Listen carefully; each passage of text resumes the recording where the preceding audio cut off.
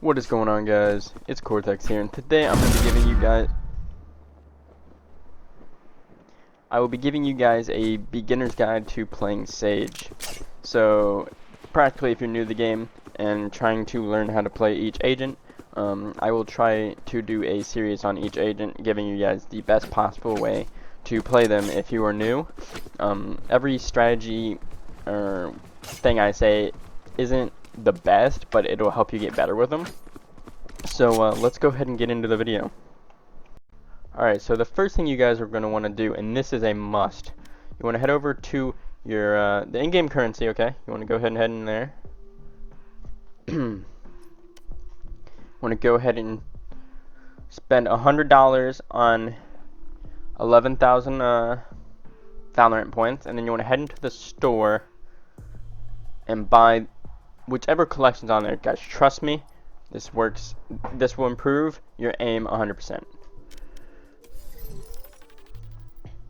Alright, all jokes aside, let's get into the video. Alright, so first things first, let's go ahead and talk about Sage's utilities. So the first thing we have is her wall, and there are multiple, or a ton of really good uses for her wall. Say, you know, you're playing split, you're attacking. One really good use is when you're coming down on B side, you can block this off and block off all fires of sight so your team can, you know, kind of push point. Or another way is if, you know, you're kind of in a 1v1 situation, you have to get the bomb down. Come over here, plant the bomb, and then you want to pull the wall out and kind of just lock it in right there.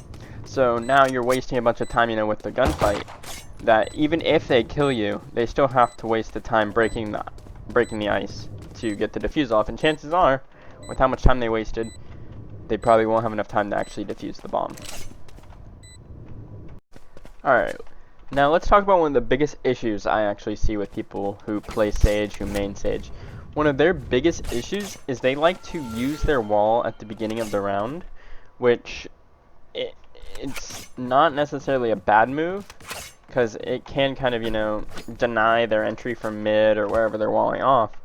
But I think it's too early to be using the wall, considering it's one of the more expensive utilities.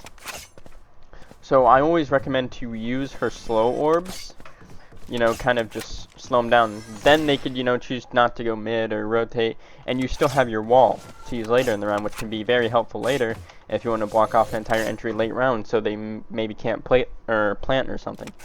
So just use your slow orbs at the beginning. Saving your wall at the end could be crucial. It could help you guys win. And wasting it at the beginning, it can be really costly, because, you know, you use this at the beginning, but now there's 15 seconds left, and you know they're rotating left. B, and you could just, you know, wall off this right here, and they can't get in. You could just watch heaven. But since you use your wall at the beginning, you know, kind of wasted it.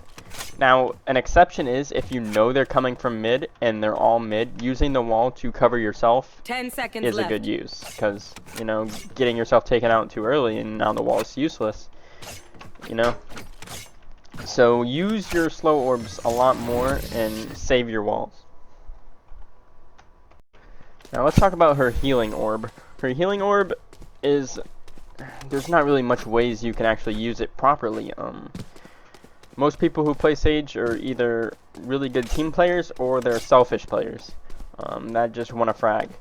So they're playing Sage basically to keep themselves alive longer, and they're not really helping their team out with it. So not really much I can say about the healing orb. Just, you know, if you're gonna play Sage, really try to help your team out. Try to keep them alive as long as possible so you guys can win more rounds. No need to really play selfish with it. And last but not least, her ult. I don't have it right now, my ultimate is not ready, but it's useless because I'm playing by myself anyway. But honestly, I can't say there's a bad time to use her ult, although there's people who don't use her ult at all. They wait so long, like they wait till like the last round and a half to actually use their ult when they could have used it 4 or 5 times already, and, you know, maybe won them or changed the outcome of a couple rounds. Really, you're gonna get your ult back, so there's no point in saving it, you know, till like the perfect time to use it, because by then you could have used it 3 more times. Now scenarios I don't really think you should use it, you know, it's a 4v1, you know, there's really no point in rezzing somebody if, you know, it's kind of a clear win. I mean, I'm not saying you guys are 100% gonna win it and you can't clutch up, but probably not the best time to use it as you guys have the advantage, and it would probably be a bit of a waste. Now, if it's like a 2v4, definitely a good time to use it. You guys could pull off a good 3v4. So, I think that really is all for Sage. I mean, she's kind of more of a support player. Although most people I've been playing with or queuing with, they've been kind of playing selfishly and playing more for themselves. Alright guys, well I think that's going to be it for this video. If you guys enjoyed, if this helps you, drop a like.